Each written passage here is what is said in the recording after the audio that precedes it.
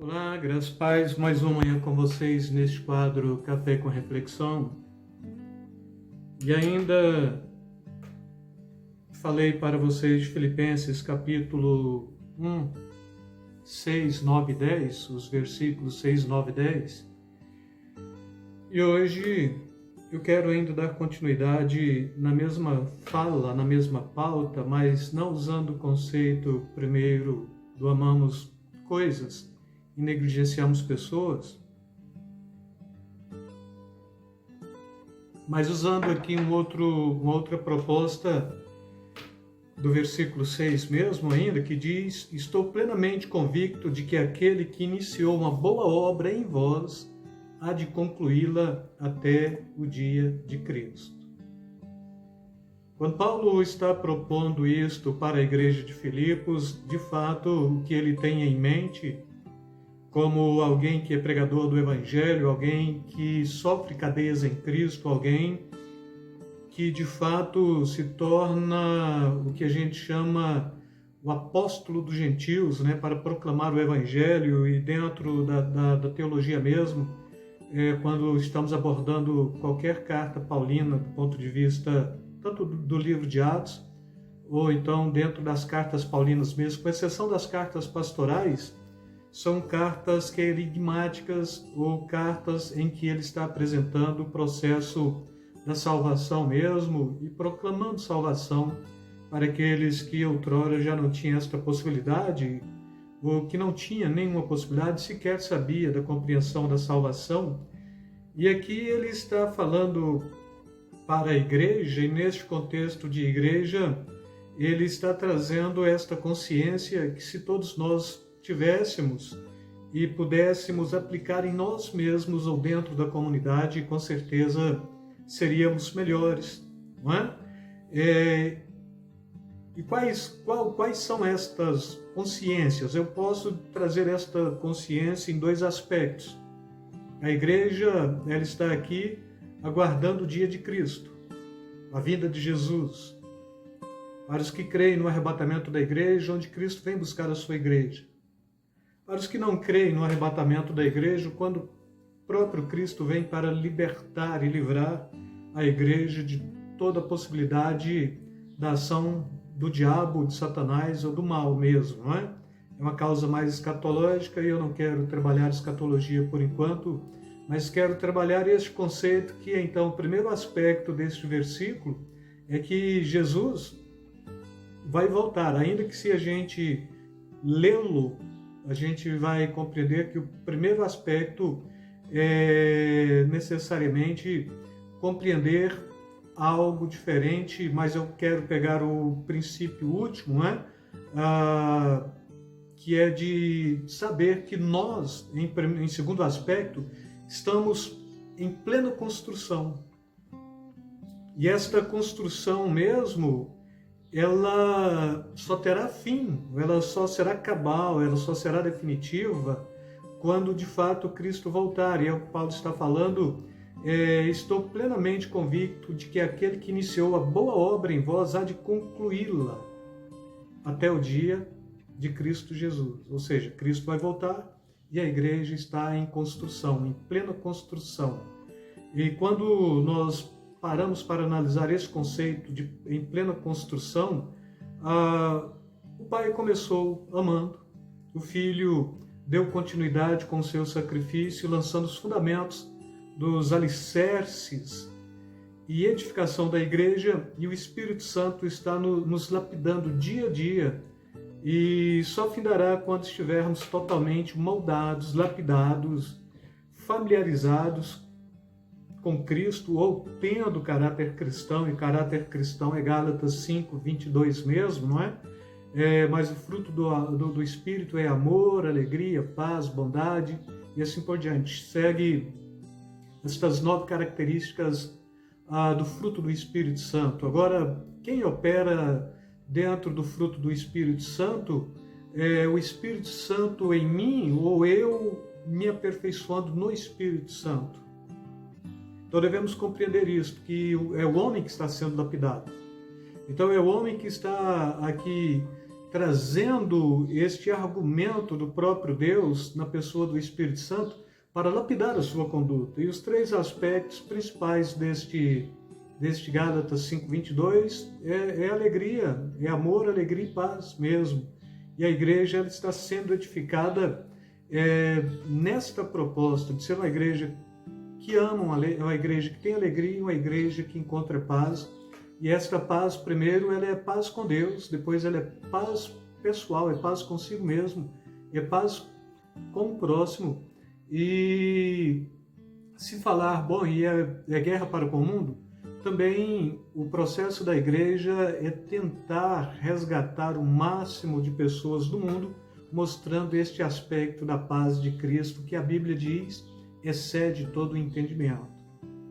Para você que é cristão, você hoje goza de plena paz, porque então alguém que compreendeu o processo da paz dentro de uma igreja qualquer, não é?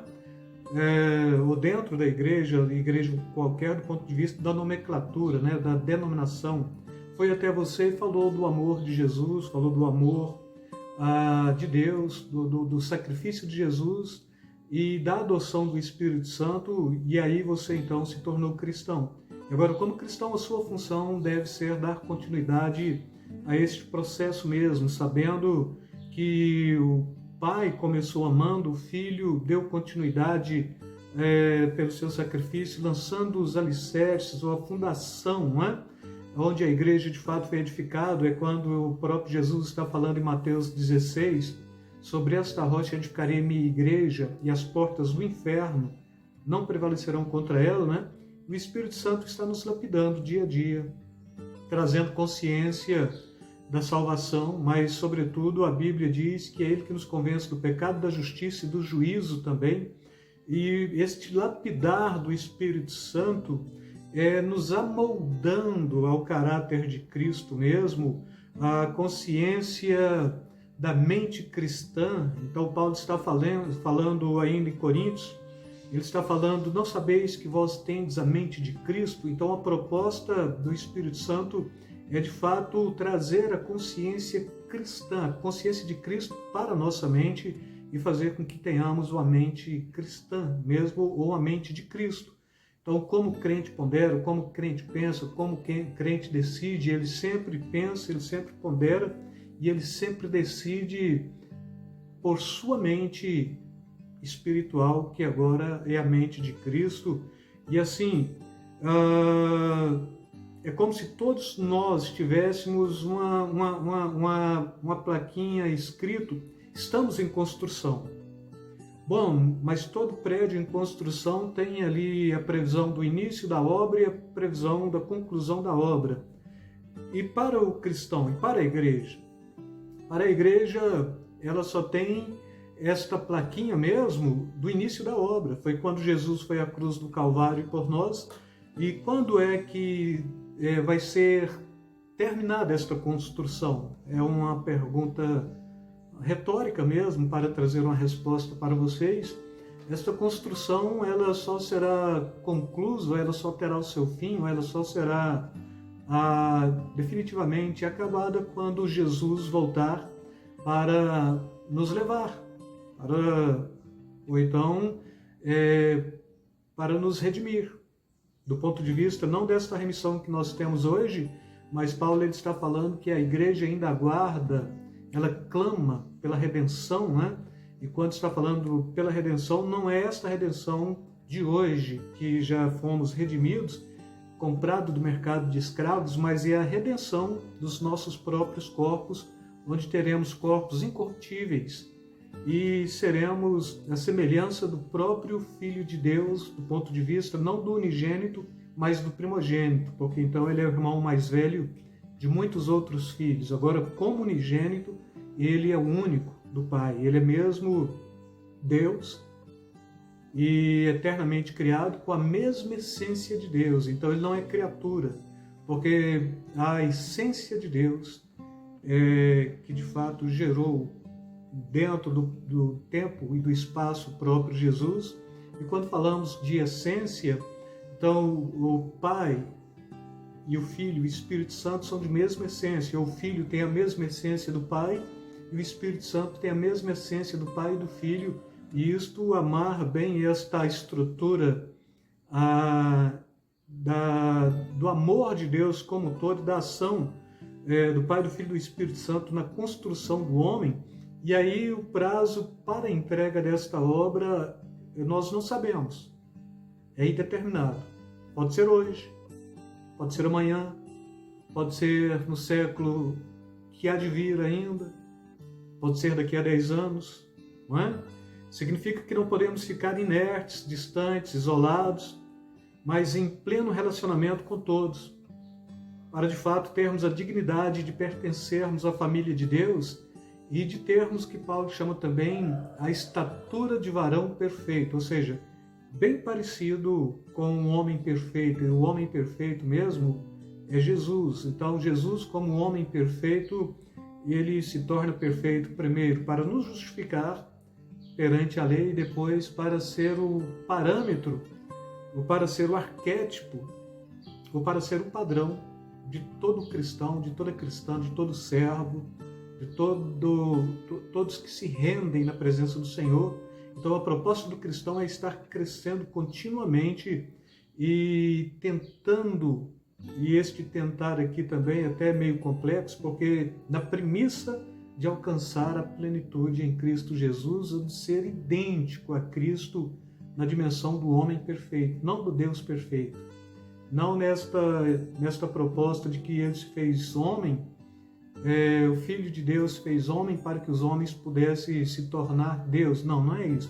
O Filho de Deus fez homem para que os homens pudessem se tornar filhos de Deus, mas sabendo que Jesus ele é 100% homem, 100% Deus. Na dimensão homem perfeito é que ele quer ser o arquétipo, e é o que ele se dispõe e se propõe como arquétipo padrão para você olhar para ele, copiá-lo, imitá-lo.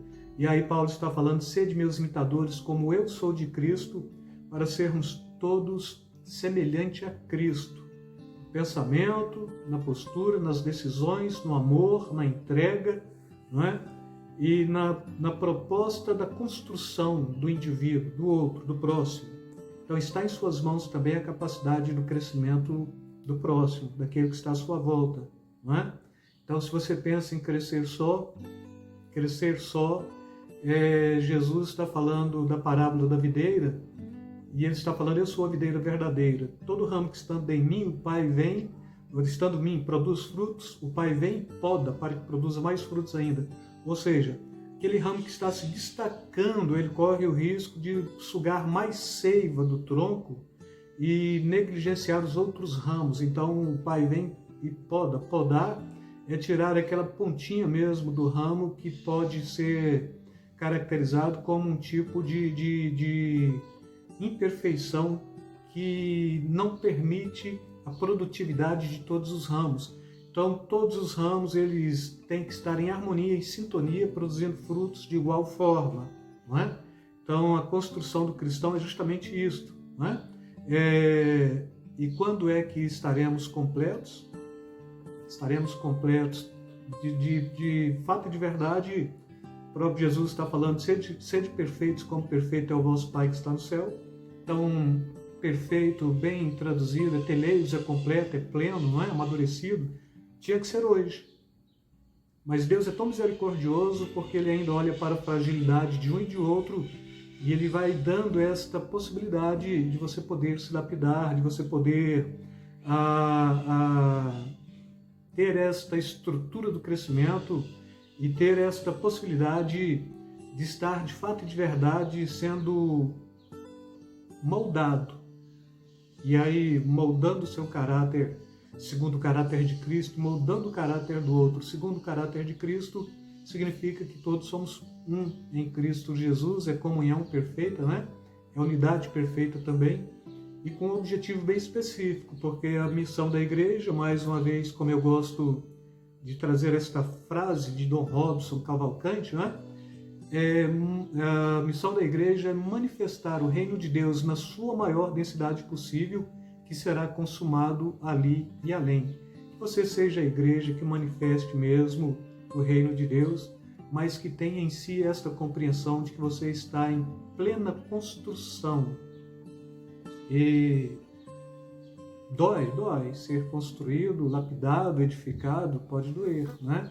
Requer fundamentos, fundações e assim por diante. Quem sabe de construção sabe o que eu estou falando, e Ele quer de fato fazer isto na sua vida, Ele quer fazer isto em você, no seu coração, na vida da igreja como um todo, para estarmos amadurecidos,